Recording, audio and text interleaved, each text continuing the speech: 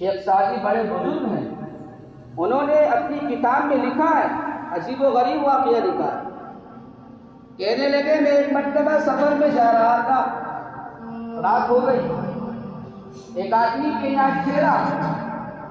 جب میں اس کے مکان میں گیا تو میں بڑا حیرت زدہ تھا، اور میں نے دیکھا کہ اس کے مکان میں دنیا کی تمام عالی شان چیزیں موجود تھیں۔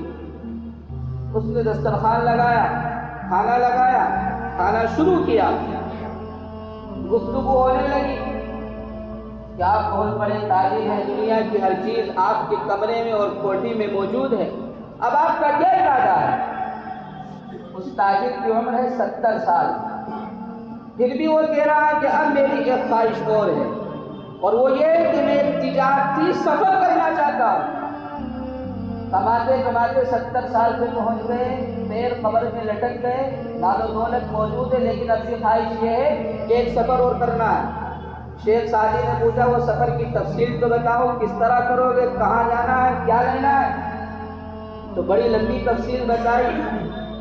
ایران کا رہنے والا تھا، کہنے لگا ایران سے گندم خریدوں گا، اور گندم خرید کر چین جاؤں گا، وہاں اس کو بیچوں گا، اور وہاں سامان گندم کو بیچنے کے بعد چینی برتن خریدوں گا، اور چینی برتن کو لے کر روم جاؤں گا، روم میں ان برتنوں کو بیچوں گا، وہاں سے ریشم لوں گا، ریشم مشہور ہے روم کا، اور اس ریشم کو لے کر ہندوستان آؤں گا، ہندوستان سے لوہا خریدوں گا، اور لوہا خرید کر حلب جاؤں گا، اور حلب سے آئینہ لے کر یمن جاؤں گا، اور یمن میں آئینے کو بیچوں گا، اور وہاں کی چادریں لے کر پھر ایران جاؤں گا، اور ایران میں ان چادروں کو بیچ کر پھر زندگی گزاروں گا، ایک دکان کھولوں گا۔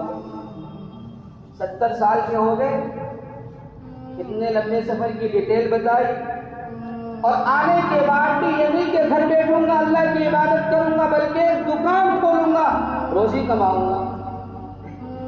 چنانچہ اس نے اپنے سفر کی ڈیٹیل بتائی، اور پھر کہنے لگا شیخ سعدی سے آپ کا کیا ارادہ، آپ کیا کریں گے؟ شیخ سعدی نے کہا سنو، غور کے صحرا میں، غور ایک پرندے کا نام، اور صحرا جنگل کو کہتے ہیں، غور کے جنگل میں ایک سردار تجارتی سامان لے کر ایک خچر پر جا رہا تھا۔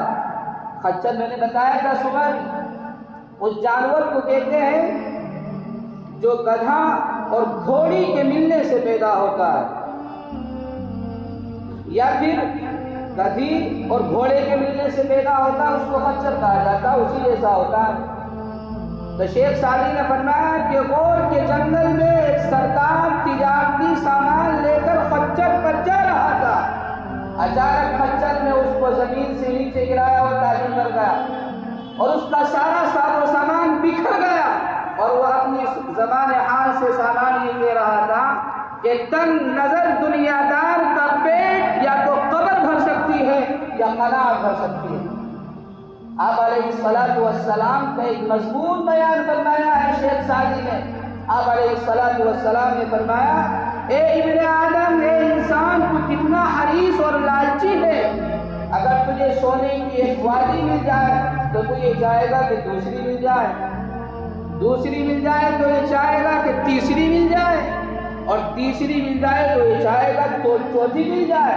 اور پھر آپ علیہ الصلوۃ والسلام نے فرمایا کہ ابن آدم کے پیٹ قبر کی مٹی کے علاوہ کچھ نہیں بھر سکتا، یہ قبر میں جائے گا کبھی اس کا پیٹ بھرے گا، اس سے پہلے نہیں بھرے گا۔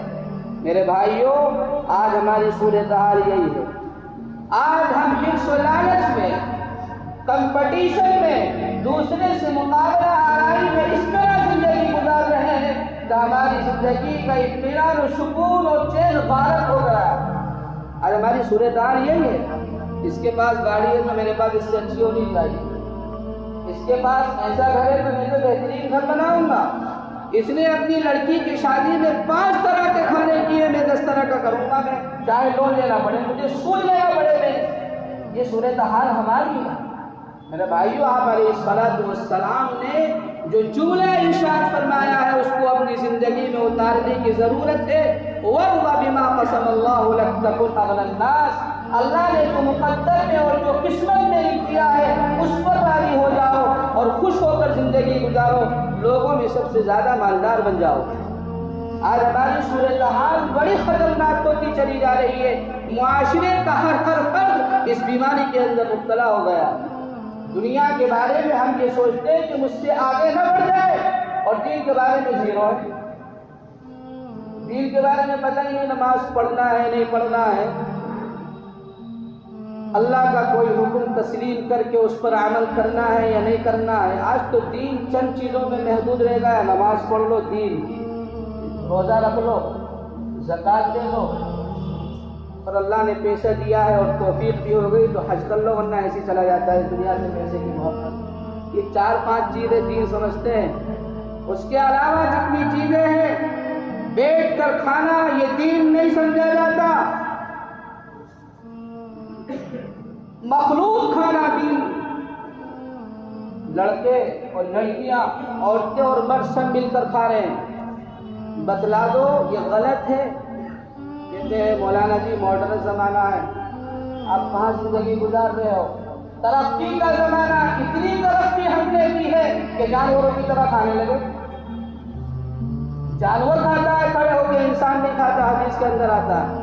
آپ علیہ الصلوۃ والسلام بیٹھ کر کھایا کرتے تھے اور بیٹھ کر پیا کرتے تھے۔ اچھا سے اچھا کو دیکھ لو، میری ہال میں جا کے بڑے سے بڑے ڈگری والا بھی جوتا پہن کے کھڑے ہو کر کھا رہا، اور پھر مسجد میں آ کے مسئلے بتاتے ہیں۔ میرے بھائیوں، بڑی صورتحال خطرناک ہو چلی ہے، زندگی کو صحیح طور پر لانے کی ضرورت ہے۔ جڑیے علماء سے، جڑیے اپنے محلے کے اور مسجدوں کے اماموں سے، جڑیے دعوت و تبلیغ کے کام کرنے والوں سے۔ مختصر زندگی ہے، جانے کے بعد بڑا پچھتاوا اور بڑا افسوس ہوگا۔